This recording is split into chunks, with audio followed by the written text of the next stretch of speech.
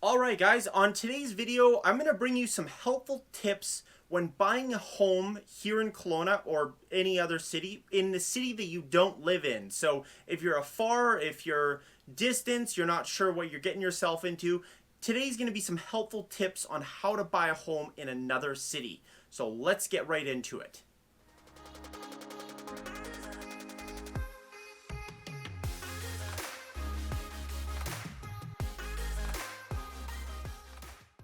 So tip number one is to research the area. And what do I mean by this? Obviously, get to Google, your friend or your trusty Bing source, or wherever you're doing your Google searches or internet searches. See, Google's so predominant, I just say Google right off the bat. Wherever you're doing your internet searches, and you want to start typing in like research topics. What are the neighborhoods like? What are the best areas to live? What are the school districts? If you have a particular school district, if you have a specific age group of children in your family, really get on there and research the area. In Kelowna, I will link some helpful links down below, but there's three basic websites. They are Kelowna Now, Tourism Kelowna, and thegrassgroup.ca, and that's my website, so that's for real estate. That's got you covered there. But the other ones just provide tons of helpful information about news articles, about what's happening, what's planned, what's happened in the past, and really get a better sense of what Kelowna is about. And of course, watching YouTube videos like this really help you kind of finite and zone in on a specific area and learn about the city and get to see and explore. So if you're not subscribed already and you're thinking of moving to Kelowna, be sure to subscribe and check out the link in the description below that outlines the 20 reasons on why you should move to Kelowna. Super helpful information. All right, so tip number two is a hot topic in this market. So we are having and seeing agents not from here, not from our Okanagan Mainline Real Estate Board, that's our governing body for our local market, bringing and having agents show homes that are in Vancouver or the Lower Mainland, like 400, 500 kilometers away. And they're doing it. And so what I would say to you is, I'm not here to talk about if that's right or wrong or morally irresponsible or what have you. I'm just simply saying that it's probably in your best interest to have local representation. And I understand if you've been working with that agent for 30 years and they've helped, three generations of your family move and buy and sell in the Lower Mainland, you probably shouldn't use them here because they have no idea what our market's like. They have no idea what leasehold is. They have no idea what buildings are problematic or what buildings could have potential issues for you down the road with strata.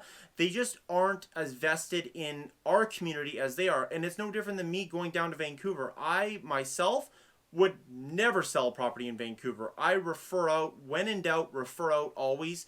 And I just would never imagine putting my client potentially at risk to try and get an extra sale or an extra deal. It just goes against my business practices. So if you are looking for a realtor in Kelowna to help you and a referral, I'd be happy to pay your agent, Vancouver, Lower Mainland agent, Calgary agent, Toronto, wherever you're moving from. I'd be happy to pay them a referral fee and work that out so you can get the best expert representation here in Kelowna and the local market knowledge that is truly going to matter for you. So contact me if you want more information about that. So next tip is hiring the right agent, kind of like what we just talked about, but I don't want to beat a dead horse. So this just goes to show you that, some agents will literally just, oh, I've got a referral. Do you have an agent in the area? And okay, here you go. And they send it to just anybody. And I'm working with clients currently that's what happened. And they, didn't understand why the agent was unmotivated. They weren't sending properties. They weren't taking initiative. And it's because that agent had only done one deal in the last 6 months. So, you know what? Maybe their business practice isn't so focused on helping in a sense of urgency as one like myself who's involved actively daily, searching property, looking for property, helping sellers sell their properties. And on and on. So it's really imperative that you're going to do your research. And if you are going to get a referral, how is your agent down there going to look after you and just referring you to just anybody? but really do your due diligence. So one of the things that you should be doing, even if your agent, your referring agent isn't doing, is to research, to Google search the agent's name, to look at their online reviews. If they are not on the internet nowadays, that might be a cause for concern. I mean, why are they hiding? What are they hiding from, right? If they've, been an active agent, you can ask, okay, great. What is your most recent transactions? Or what is the list of transactions that you've done in the last 6 months? How many buyers have you helped? If you're, in the seller position, how many sellers have you helped? And really get a sense of what that agent has, not just based on, experience and up-to-date experience, but what that agent is really capable of performing for you. Because if they're not actively involved in this market, as hot as it is right now, you're going to end up being thoroughly disappointed. Probably even with an expert agent right now, you'd be thoroughly disappointed buying a home.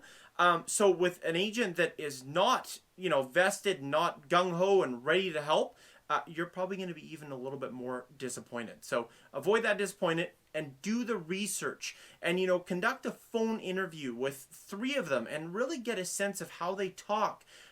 Are they going on about areas? Do they ask you questions? Are they, just stating they're the number 1 agent and, I sell so many homes and everything? Well, how does that help you? It doesn't. So really get a sense of that. And what I like to do on my phone calls when I take a prospective buyer call, I really like to go in deep and understand what they're looking for, where they are now, where their family situation is, where they see themselves in 3 years, where they see themselves in 5 years. Is this a forever home? Is this an interim home?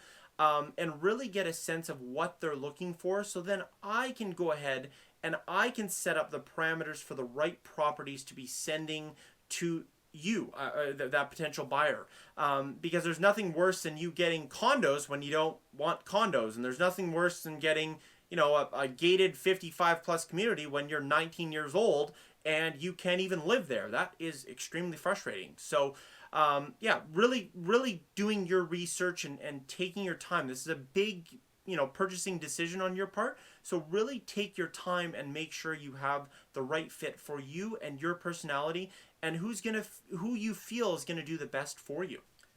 Okay, and next is to plan a road trip. Some buyers that are coming to Kelowna for the first time, they've never been here.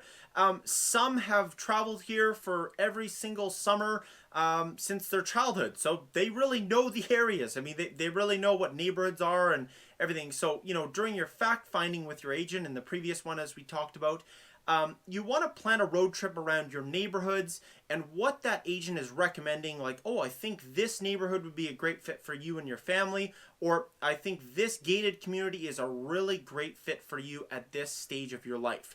And plan a road trip. Now, again, Coquihalla, it can be a nightmare in the winter. I mean, it can be a nightmare in the summer, but in the winter, it can be really scary. So always check BC Highway Cams. It's a great website. It shows you what's going on in the Coquihalla, and it will show you trouble zones. And plan accordingly. I mean, obviously, COVID, you can't really plan, you can't really travel. So we're going to talk about that in the next video, is what I do to help you, the potential buyer, see and feel and get a sense of the city without actually having to be here. So let's get into that now. So, first off, I understand that, real touching, feeling, getting a sense in person, that's unmatched. I mean, you can't beat that. But however, there is great technology at your disposal. And one of the things that I really like is Google Street View. So it's not just Google Maps where you get the aerial view and you're looking down at the 2D buildings or the 1D buildings or whatever that's called.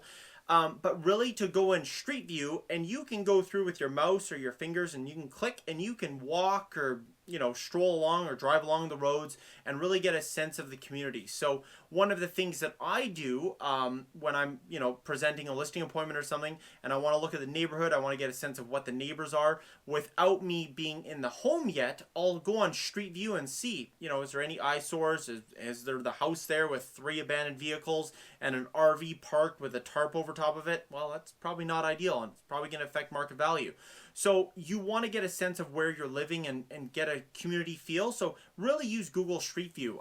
You can go through all the streets. You can type in neighborhood, and that will pinpoint you in the center of the neighborhood, and then you can kind of explore out there. If you have a specific street in mind, you can type that in the search bar, and that will put you on that street, and then you can just travel up and down that street. So really helpful, and definitely something that you should be making the use out of.